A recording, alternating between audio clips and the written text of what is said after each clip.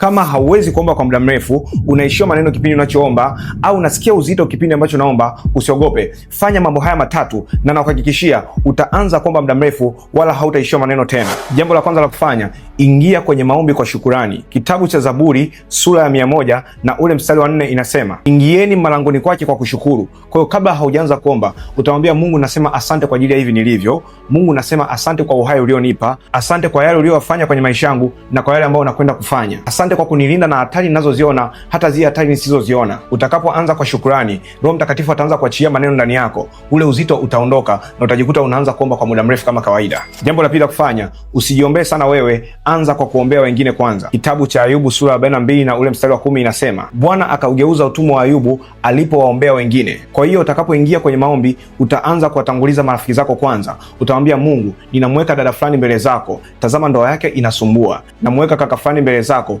tazama uchumi wake unasumbua. Naweka yatima, naweka wagonjwa, ninaweka wajane, ninaweka wasiojiweza. Mungu, nenda kawainulie watu wa kuwasaidia. Jambo la tatu, omba kwa imani na ujasiri mkubwa sana. Kitabu cha Ibrania sura ya 11 mstari wa 6 inasema, lakini pasipo imani haiwezekani kumpendeza. Kwa unapoingia mbele za Mungu, hakikisha unaingia kwa imani. Ile imani yako ya kwamba Mungu anakusikia itakufanya wewe uweze kuomba kwa nguvu, na nakuhakikishia utakapofanya mambo hayo matatu ambayo nimekwambia siku ya leo, utaanza kuomba kwa muda mrefu wala hautaishiwa maneno tena.